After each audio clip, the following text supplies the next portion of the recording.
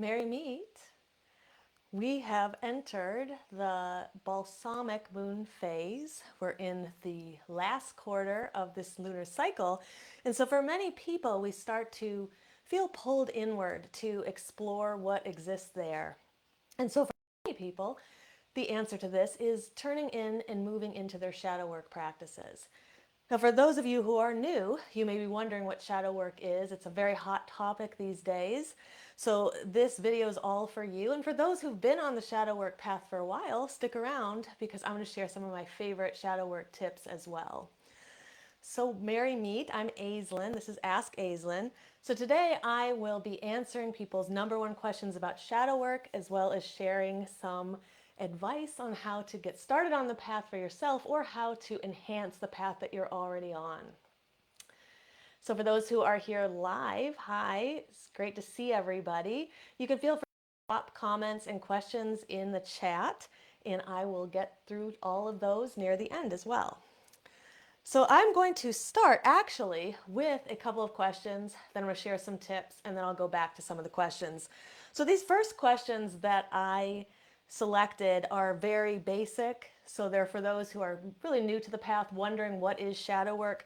So I had 4 different people ask the question, what is shadow work, as their number one question regarding shadow work. So this goes to Colleen, Crystal, Dawn, and Zara. So I'm going to explain what shadow work is briefly, and I will add to this that in a few weeks I am going to be doing a full workshop called Introduction to Shadow Work. I've done this workshop before. If you've taken it before, you can take it again because I add something new to it every time. But just know that that is something you'll be invited to, and we'll go much more in depth in that class than we have the time to do tonight. But briefly, shadow work is a process of internal self-exploration, self-healing, and it's not a new idea. So sometimes we think this is this new idea. It's not really a new idea. Carl Jung coined the term back in when he was practicing in the early 1900s. It's essentially a process of making the unconscious conscious.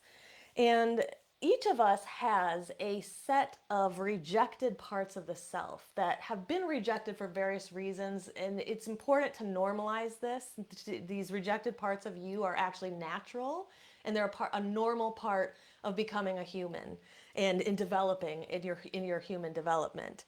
Now, generally, these come from 2 different places. One could be rejected parts due to the society that you're in, or the family that you're in, or the church, or the religion that you're born into. So, for example, being lazy is generally not a positive term in our society. So any laziness within us gets chopped off of the psyche, kind of pushed into the shadows.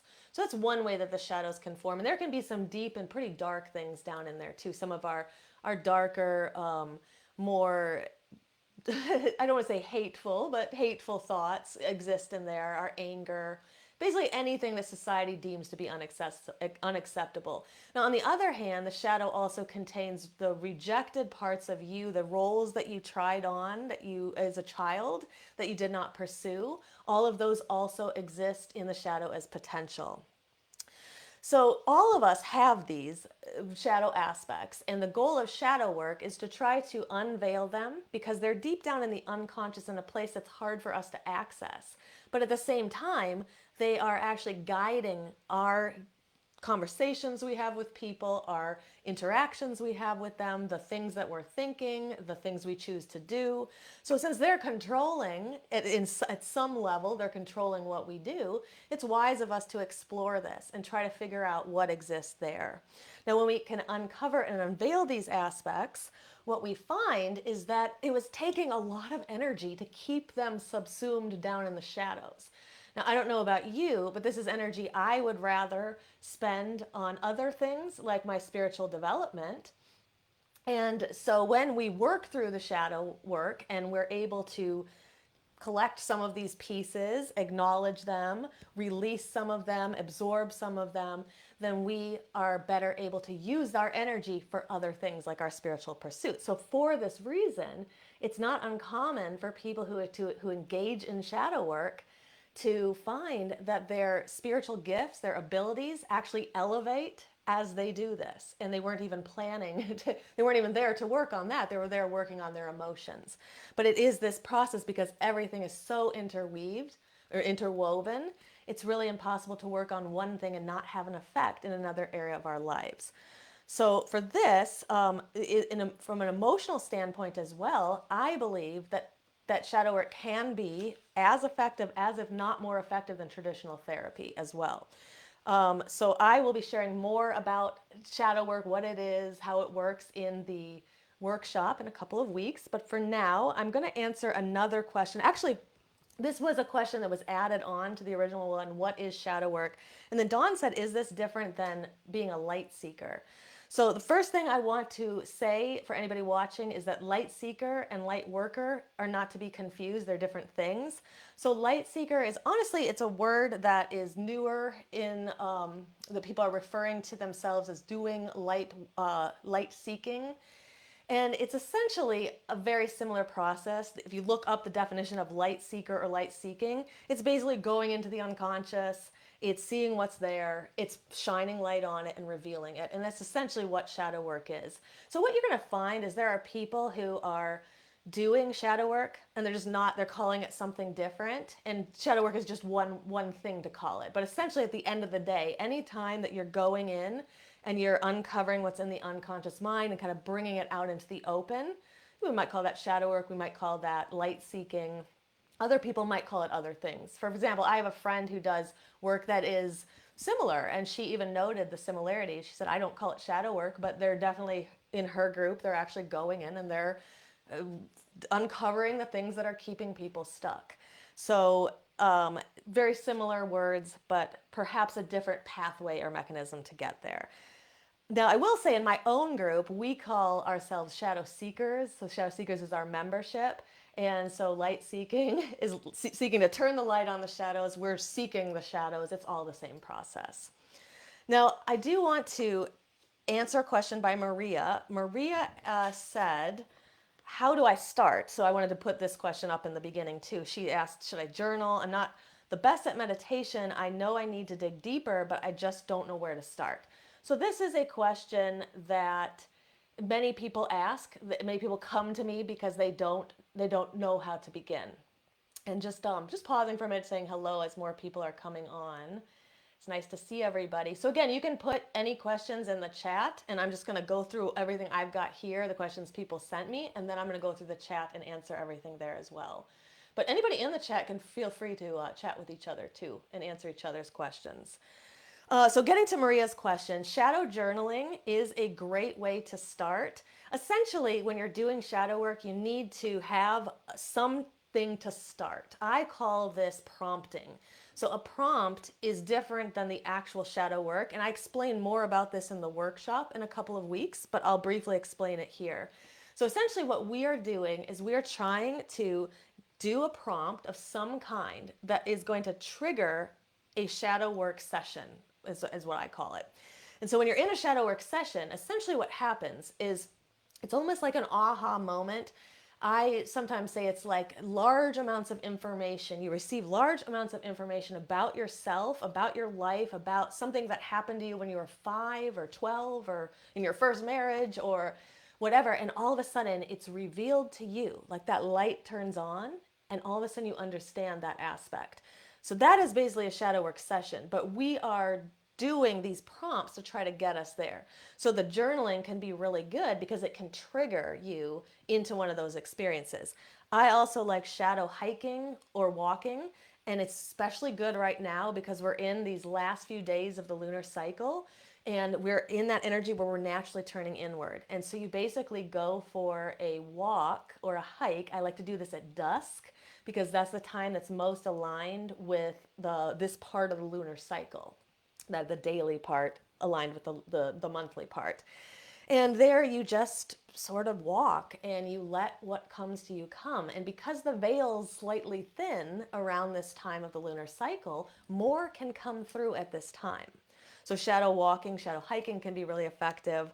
Also, Carl Jung, he just talked about active imagination, We might call this contemplation. Some people might call it meditation, though I think it's a little bit different. But it's basically where you just contemplate something. So rather than journaling the prompt, think about it. And I like to do this when I'm in like a yin yoga pose. So you don't have to do this any particular way. You could do it laying in your bed, you can do it standing up, but I like to get into some kind of a pose that where I can really let my body open up, and then I just sort of contemplate what's going on, or I use a prompt and I just contemplate that in my mind. So these are some strategies that you can use to prompt one of those shadow work sessions. And so I want to segue into my first tip that I'd like to give people is find ways that you can trigger these shadow work sessions. So like I said, I call these prompting techniques, and I actually want to share a good one with you because one of the things that we can do is we can use what we already have to kind of dig down and find the areas in ourselves that need more work. So, just lost my place here. I had a card that had there we go. Okay. So this is called Challenging Conscious Goodness, and it is a exercise that I shared in our Shadow Seekers membership, and I love this exercise so much that I want to share it with you all as well because I do think it can help you dig into places where your shadow work can be done. Very simple to do. You basically list 5 to 10 words that describe you, positive qualities that describe you. Now, sometimes it can be hard to come up with positive qualities. So if you're having trouble with that, then go ahead and think about what would you say if you were at a job interview and you really want to get that job and you need to explain the good things about you. They say, what are your best qualities? That's what you want to write down here. So this first list of words is going to be really, really positive. And then what you're going to do is you can even fold your paper, and then on the other side of it, you're going to write an antonym or the opposite of each one of those words that you listed as your positive qualities. Now, if you have trouble figuring out the opposite, look in a thesaurus, get a good word that resonates with you. Now, that list of words, that's likely some of your shadow traits. Those are the qualities that are inside of you, because whatever we consider ourselves to be, the shadow is the opposite. So these are the rejected parts. So if we consider ourselves to be very organized, within our shadow is disorganization. So we need to be able to acknowledge the part of us that is disorganized and embrace that, acknowledge that, and then let it go, or reabsorb it into the psyche. So I really like that exercise. So go ahead and try that. I'd like to share a second tip with you as well, that shadow work just simply takes a lot of time. So we live in a society where we really would like quick fixes for everything, to take this pill and lose weight and eat this thing and be healthy, do this exercise and tone your abs, drink this elixir and you'll live to 100, right? So we're promised all these quick fixes, but the reality is that the things that really transform us the most are generally not quick. It's generally difficult and long work. And so I sometimes say that shadow work is not for the faint of heart for this very reason. It's not something you can expect to dabble in. You will get some work, you'll get some benefit from doing anything related to shadow work, but to be able to really see the true benefits and the long lasting impact of it, we got to be in it for the long haul. So it can take many cycles, to do this. And some actually say it's really more like a lifelong process. To me, this is truly alchemical work on the soul. And should we, I just put a question out there, should we expect this to be quick and easy? What I will promise you is that if you do the work, you'll start to see changes in your life. Will it turn your life around, in a weekend? Probably not.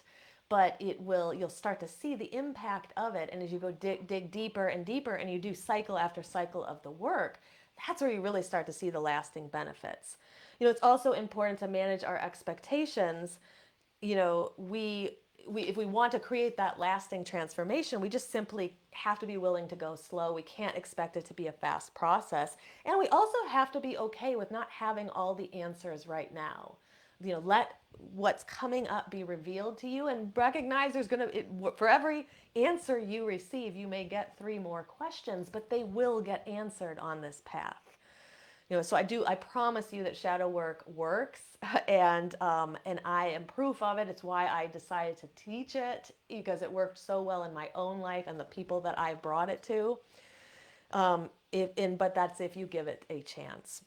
Okay, so let me move to tip 3, and then I think I'm going to get back into some questions.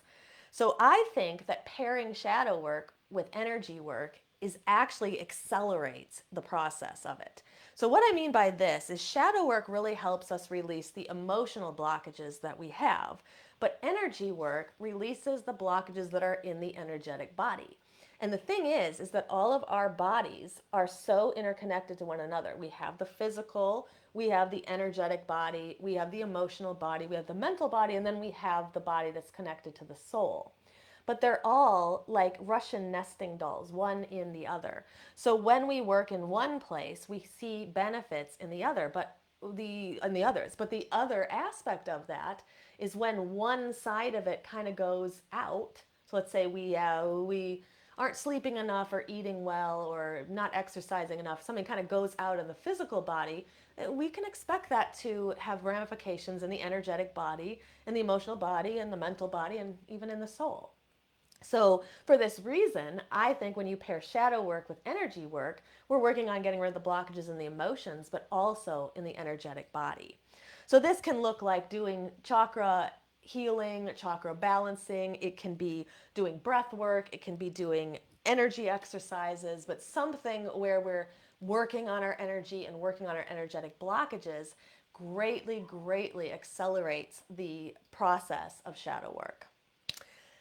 So I'm going to pause here for a second and let me see if there's any questions here that I could answer right now. Sandy asks, does it allow you to understand the abilities that you have? And I say yes. So what will happen is you'll start, like Mary actually answered you. She said you'll start to understand the triggers and why you have them, how you can heal through it. But through the process, what you will also find, and I kind of answer this a little bit later in someone else's question, so I'll go into it in more detail, but you will find that as you start to clear out these blockages, your energy starts to move more optimally, which means it's moving up into the upper chakras better. Now, the upper chakras are where some of our abilities exist. So what you'll find is like those abilities that you have, whether you're clairsentient or claircognizant or you're clairvoyant, or marginally so, right? You'll start to understand them better and you'll start to be able to use them better and you'll be able to control them better. So to me, it's a secondary benefit of the shadow work, because a lot of us go into the shadow work because we're trying to heal the emotional body, but like almost everybody notices that it starts to change their perception of their own spiritual gifts and abilities as well. So it's a really, that's why I say it's such an alchemical process. Okay, let me see here. So for some reason, there we go. And then Elaine said, can you go over more ways to work through the things that come up? Yes, I'm going to talk more about that in just a second. Okay, so Carla asks about, she had a very good question about recharging after shadow work. So I've just got through telling you about how long of a process it can be. So she says, how do you recharge after shadow work? I imagine it would be very draining yet rewarding. So you are absolutely right. Recharging is very necessary. It can be very difficult work when we're doing the shadow work, like I said. And so it's important for us to listen to both the physical and the emotional body when we're doing shadow work. And it's really important to listen to aches and pains in the body. Can show you places where we have energetic blockages. To listen to the emotions that are coming up, to watch your triggers. I recommend that anybody engaged in shadow work really should be mindful of their sleep, how much sleep they're getting. You need to nourish your body if you're doing this kind of work.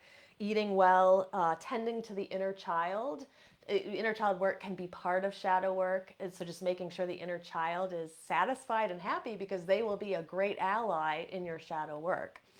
And so it's really important to lean into self-care practices, anything that you have that works for you. You want to do more of that when you're engaged in shadow work. And it's for this reason that in our membership, I include a week, 1 week every month, I give at least one alignment practice, what I call an alignment practice. And these are just things that could be meditations or yoga or movement exercises, breath work, different things that just help keep the members. They have like basically a toolbox of things they can go to. And when the shadow work starts getting tough, they can go into that section and find a practice to do. And you could do that as well. Just have a little toolbox of things that work. Good meditations that always put you at ease and center you. Good, if you do yoga, good yoga practices that always bring you back to center. Ritual baths or relaxing baths with essential oils and crystals, whatever it takes for you to kind of come back to your center, that's what you want to lean into when you're doing your shadow work.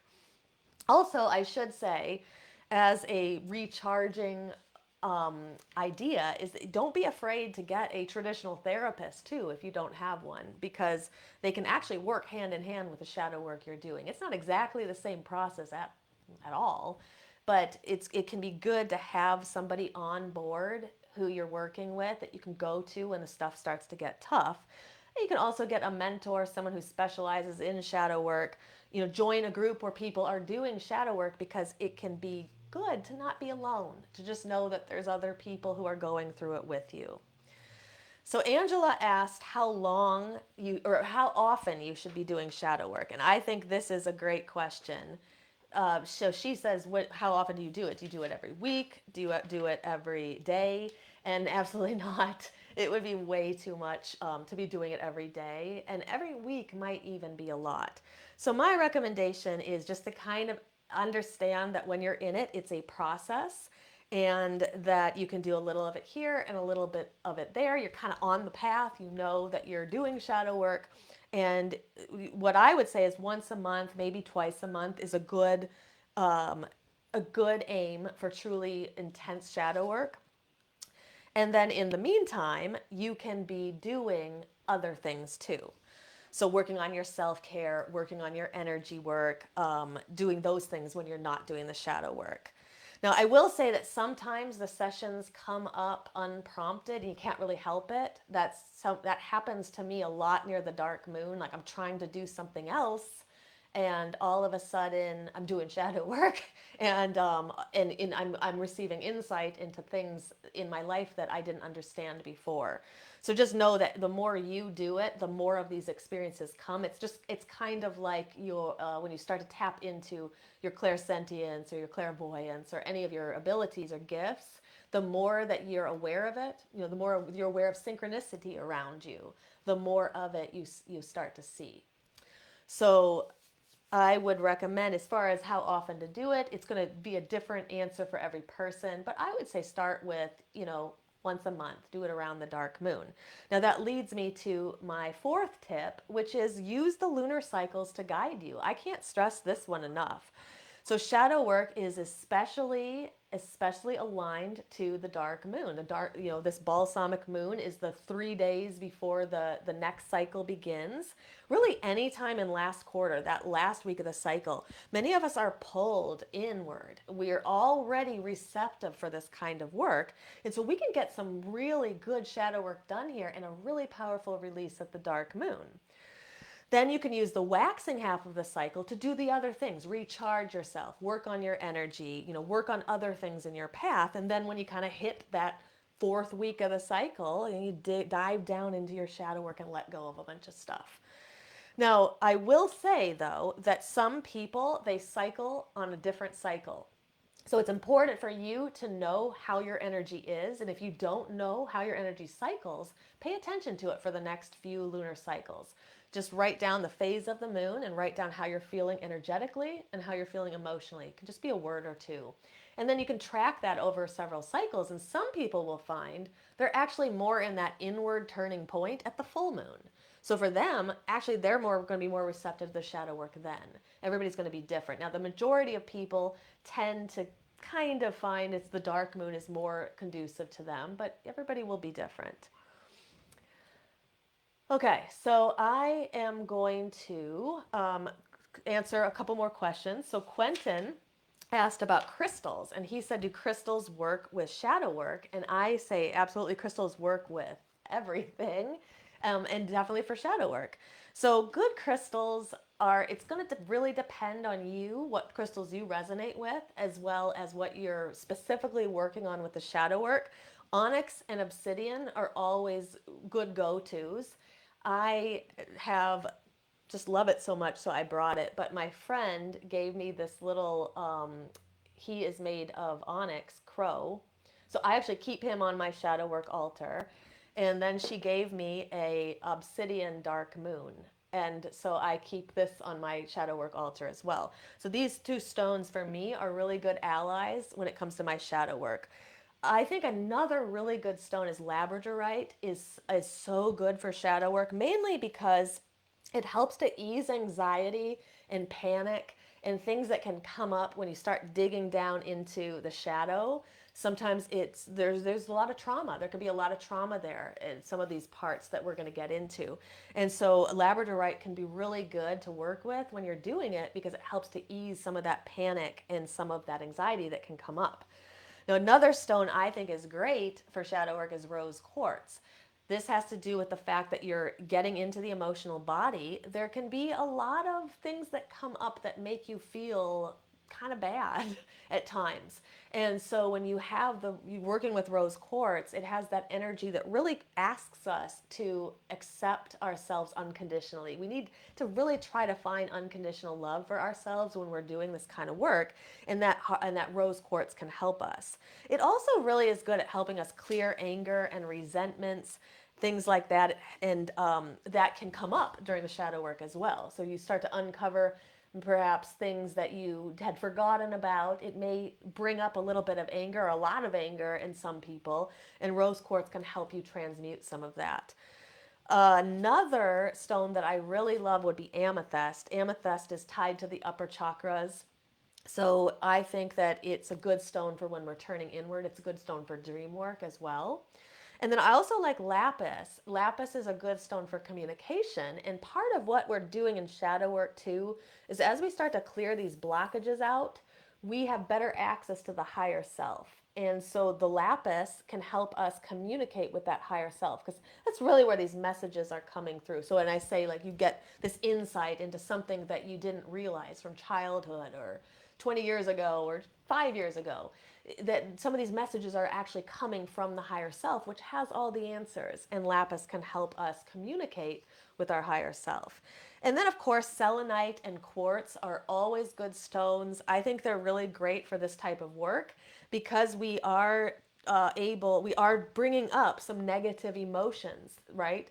And so selenite and quartz can help us transmute some of that negativity as it comes up. But at the end of the day, I would select stones that you are most drawn to and try them out in your shadow work. And if you feel like you want to try any that I mentioned, you can do that as well. All right, so Becky asked, how do you make it real and actually effective and not just spiritually bypassing? I think this is a really good question. And so I believe that when shadow work is done right, I think it's the opposite of spiritual bypassing. So when I first read the question, I had to think about it for a minute. And if you think about the definition of bypassing, so when we're doing spiritual bypassing, we're basically using spirituality as an excuse to not work deeply on us. But if you think about what is the definition of shadow work, well, shadow work is working deeply on yourself. So, what you will see is the people who seem to not have any problems, never worried, never bothered, never triggered. These people will answer most shadow work prompts is like, I don't have any of this. This doesn't relate to me. Honestly, we all have a shadow. We all have things to work on. So, if you find yourself kind of answering the questions that way, I would just suggest digging a little bit more deeply in to make sure that you're not actually spiritually bypassing through that. You know, I think that when you're truly doing the shadow work, it's like pretty much impossible to not to be spiritually bypassing, because the path itself forces us inward, and it makes you look at things that are become impossible to escape. So unless it's a case of someone who is confusing shadow work with just like dark witchcraft or dark magic, or someone who is saying that they're doing shadow work just to say it, but not actually doing it, it's pretty difficult to spiritually bypass when you're doing shadow work. And so, to answer your question, where you say how do you know if it's real? Well, you'll know it's real. So if you're working down and you are doing the prompts and you're working through things and exercises, that's the real work. You're not spiritually bypassing. All right, so let me see what we got here. Um, So I'm going to shift gears here. This is an interesting question. Tanessa and Carla both asked a question very similar about Akashic records. And the question was, let me see. Um, so Tanessa said, what's the difference between Akashic records and shadow work? Can they be used together? My answer is absolutely, though not necessary. You don't have to do it, but they absolutely can be paired together. No, your Akashic records are your record of past lives. And so they will show you pretty much all that has happened within your past lives. Now, the thing is that our blockages that affect us emotionally and energetically, they come from this life, but they also come from past lives. So the more information that we have, the better. There are other ways that you can access your past lives, which is why I say that Akashic Records, working with the Akashic Records is not necessary, because you can access your past lives other ways. So, for example, you can do past life astrology, you can do past life regression, you can do soul contracts. And so, as far as the soul contracts go, they are I wanted to answer this because people have asked me about this before. So basically, the soul contract is a contract that we make before we incarnate into this plane. And it's essentially the goal that we would want to be achieved through this lifetime. So what happens is there are archetypes, which are patterns of behavior, in personality traits and pattern together, that we will adopt during this life. We come into this life with some, and we adopt others as we go through the life. And our archetypes interact with the archetypes of other people. So sometimes when we're interacting, we think it's us, but we're actually our archetype, our mother archetype is interacting with that person's child archetype, for example. So what a soul contract, working with the soul contracts, does is it helps to reveal some of these archetypes. And when we see what our archetypes for this lifetime are, we're better able to know the purpose for being here. It just gives us more power, more insight into what's going on. So none of this work is necessary. So one of the things I do want to just bring up here is there's a lot of words we're talking about: shadow work, Akashic records, past life regression, soul contracts, ability, clairvoyance, sentience, all these things. Like, don't get so overwhelmed with all of it. Find a path that you get called to and sort of just start working there. So if you're called to shadow work, be called to shadow work. If down the road you start working with your soul contract, you get really interested in that, start working with that. You don't have to do all the things at one time. But I will mention is that a lot of these things that I'm talking about, working with soul contracts, inner child work, past life regression, past life astrology, we do these in our membership. So if you do want a place where people are doing it together, the membership is definitely an option for you. Okay, so let me move to Jen's question. And she says, how do you focus on what really needs healing, and what is the best process to get there? So I think that the prompts can really work. They can help you tune into what truly needs to heal. So that exercise I talked about earlier, also challenging conscious goodness, where you list your positive qualities and then you find their opposite. Those opposite qualities are places where you can work. So these are ways that would direct you into what the right work is to do right now. But I think the easiest thing of all is just to simply watch your triggers, because your triggers are going to be your best guides. When you get triggered by someone, it doesn't mean that they didn't do something to you out there, but rather than just have it be a outward or external thing, if we are instead able to turn the mirror on ourselves and explore it more deeply, what we might find is as we peel those layers away, there's something deeper underneath. So figuring out why we're triggered, how that happens, that begins to give us more power. And if we then know that the next time that a similar situation happens, we're not as powerless. We're not just being swayed by that, at the mercy of our shadow self. So that for that reason, I say the triggers can be our biggest guide. And really what they do is they show us what's ready to be revealed and to potentially be healed and released. So the things that are like not within your consciousness at all, those are buried down so deep, we're really not there yet. And they probably are truly at the root of everything. And you do want to get down to that place. But you're going to have to start with these layers on the top first. And that's why I think triggers are so good, because we're triggered out in the external world all the time. And so it's literally the universe giving you a gift and saying, hey, if you'd like to pay attention to this, if you want to explore it a little deeper, here's something that you're ready to see and you're maybe ready to heal. And then once that gets healed and that layer gets peeled off, we come down to the next layer and then we start working there. And eventually we get down to that core. But I do recommend, starting with those things, and then you'll get more down into that deeper place, which is not quite as obvious right now. All right, I got a couple questions here, and then I'm going to get to the chat. So Anyanka, she said, she said, she said, I just don't really get it, shadow work. I've tried to work on it some using prompts, but I just don't get it. Is shadow work only helpful for those who've had some type of trauma? So the first thing I'll start, it's kind of like a several part question. So I'm going to briefly try to address each one. So the first thing is, no, it's not just for people with trauma, but I will say is that trauma is a word that can be subjective in some ways. So there is trauma of physical trauma and emotional trauma that is very obvious, that leads to PTSD. People who have had that kind of trauma, they know they've had that kind of trauma. But sometimes we have had traumatic experiences, or we've had subtle trauma while growing up that isn't quite as obvious. And you can come from a pretty good family where there wasn't physical abuse or emotional abuse. You could still have trauma to work through. So I just want to bring that up there. It doesn't have to be necessarily that very obvious trauma that some people have experienced.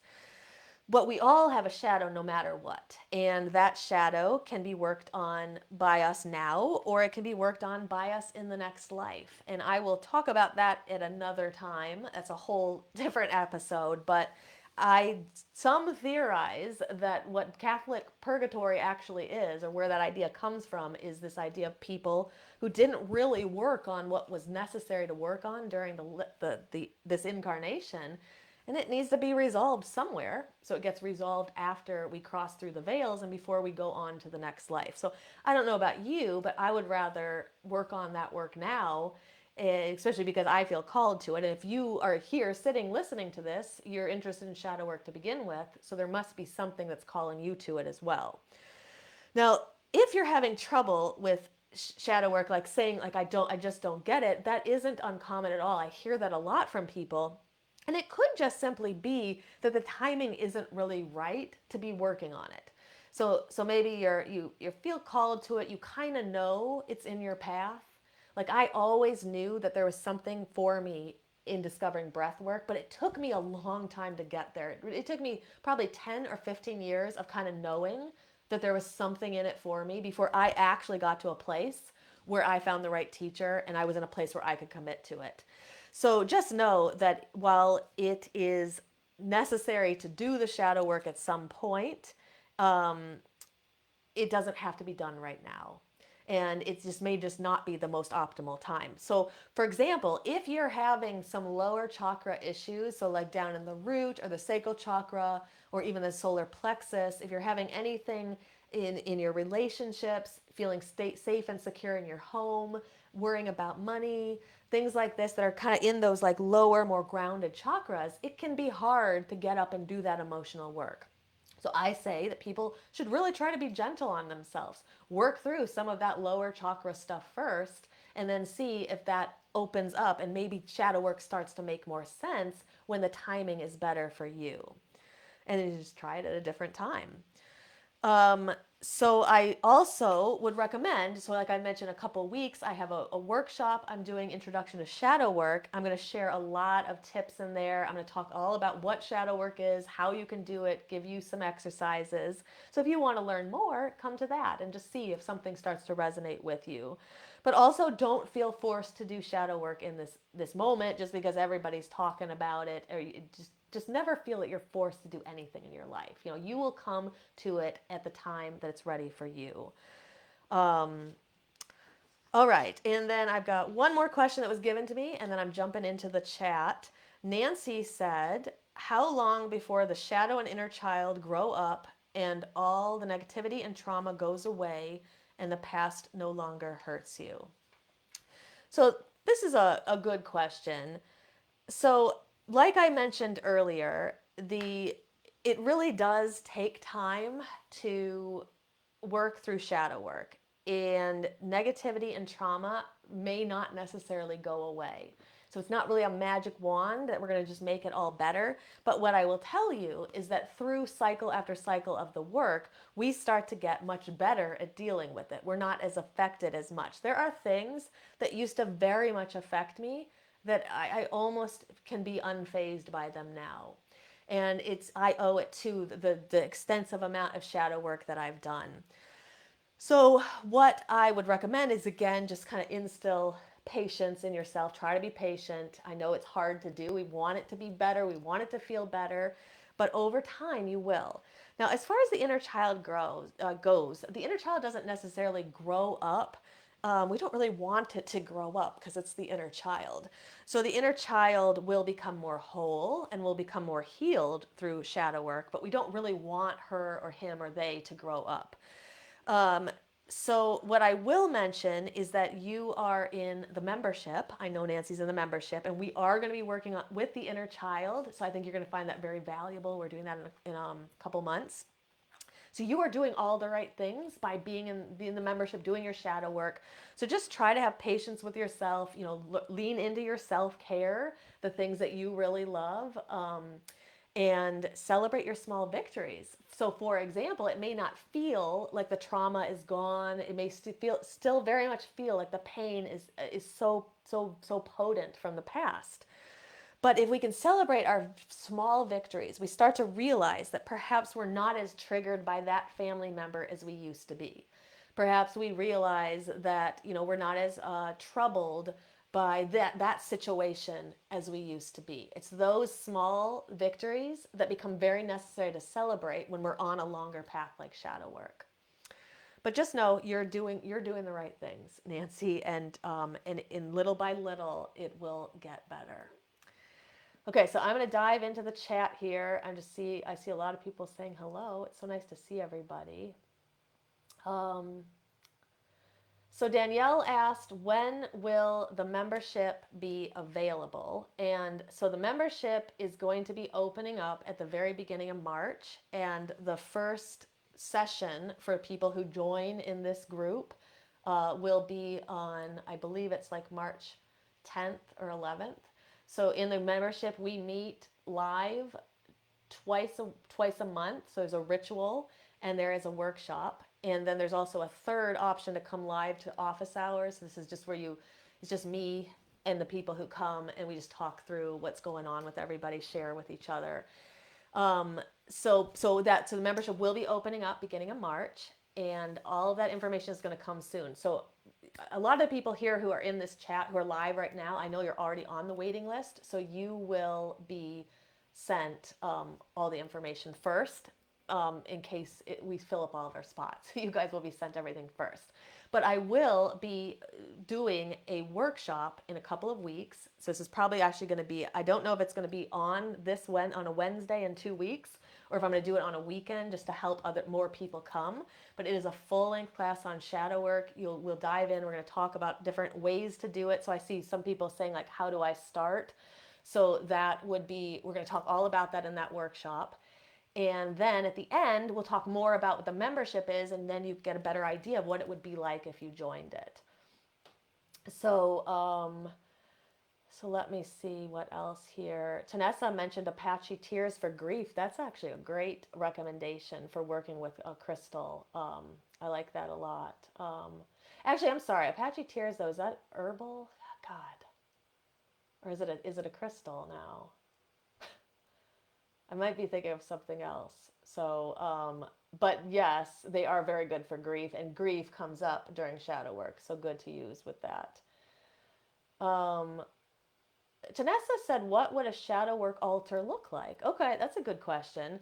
So a shadow work altar can look like whatever you want it to look like. So I like to put down a black altar cloth on a shadow work altar, but I also use red a lot. Just I like the color of red. I think it gets deep down into the root chakra, which can help anchor us down into the shadow work.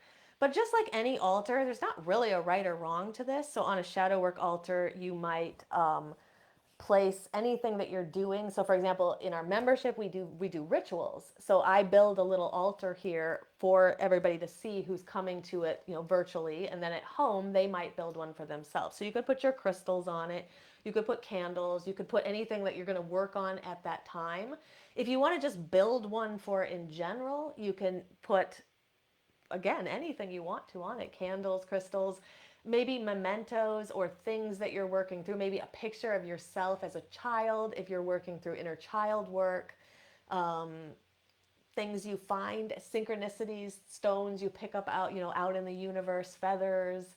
And it's just basically an altar devoted to your shadow work. If you work with deity, you might have it devoted to a specific deity who's conducive of shadow work, like Kali, or the Morrigan, Caradwyn, Hecate. There's a lot of options, and that it's not limited to just them. Yeah, Tanessus, I thought it was a crystal Apache. I know, I have some, and then all of a sudden, when I said that, I was like, wait a minute, is that herbal? I'm thinking of something else. I'm thinking of like Rose of Jericho, I think. But yes, Apache Tears would be a great shadow work stone. Okay. I think I've got everybody. I know some people are asking like how to start shadow work. So again, I think probably the very best place to start is to just start. You could start now, honestly. We couldn't be at a better time. We're in the dark moon, coming into the dark moon, I should say. And take some shadow work prompts. Take one, for example. And a lot of times too, in this Body Mind Witchcraft group that a lot of you are in, where this is going live right now, I put some of those prompts, those conversation starters that I put in the group are actually designed to be shadow work prompts for you.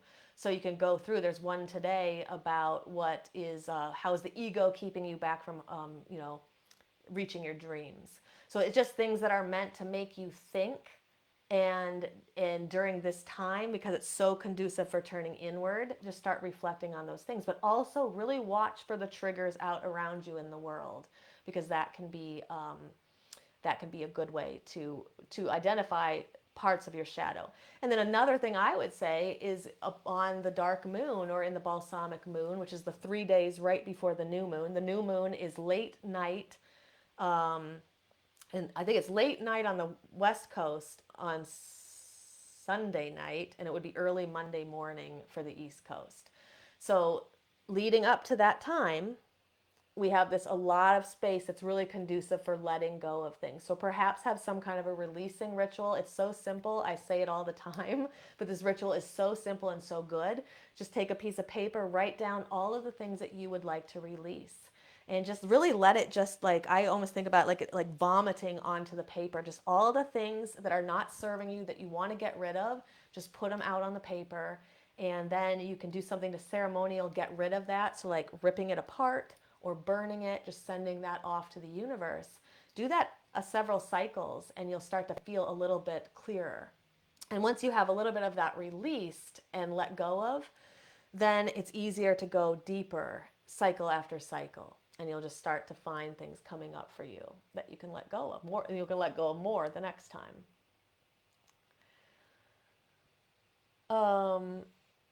Elaine said ideas to work through issues that come up. By issues that come up, I'm not entirely sure what you mean. I mean, the whole thing, there will be issues that are kind of coming up, things that will be coming up through triggers. You're just basically identifying places that you have pushed away, that you've rejected, that we can shine a light on and we can bring more clarity to that. So as we're able to do that, then we're able to let that go. So we're just looking to let go of things that perhaps we've forgotten from childhood, or we forgot 20 years ago, or like I said, your first marriage, or when you were at school, in college, or your first job, or things with your boss. We're just looking to let go of as much of that as we can so that we move forward in the future unfettered. So when the things that come up, like I think you're meaning like emotional things maybe, and they will come up as we work through them, my best recommendation is to try to do some kind of a ritual around letting that go. Like, we're all witches here. So you say ways to let things go. So my best advice is try a ritual to ritually let go of them, and you're in that most conducive energy right here, right before the dark moon. So like I said, write everything down and burn it, or write everything down and rip it up, or bury it under the earth, and just let the universe know, I'm willing to let go of this. And then be patient with yourself, because some of these are deep rooted and deep seated issues that you've had for a long time. And so as you start to let them go, maybe you intentionally let them go, but they don't let go all the way, and they're still kind of there the next month. So the next month, do the same thing. Write it all out and let the universe know, I'm willing to let go of this, and then let go. Now, I will be sharing much more at that workshop in a couple of weeks. So I hope that any questions that I didn't really answer for people, if you're still confused about things, you can come join me. That workshop has slides and everything, so it's really good. And we go through everything. We go through what the shadow is, how to do shadow work, how shadow work for witches can be different than regular shadow work for regular muggles out there, and how we can employ ritual in our shadow work. We go through, I'm even going to save some space during that workshop if anybody wants to, see an example of it done. I'm going to give an example of my own, and then I'm going to invite people to also perhaps give something that they're working on, and we might even do like a pop-up shadow work session during it. All right, well, for everybody who is here, if I missed a question, I apologize, but I will go through this feed later, and I'll see if I can answer anything more for you. And if you do like this video, like it. It helps it get to more people in the feed, the more likes that we have on here. All right, until next time, blessed be.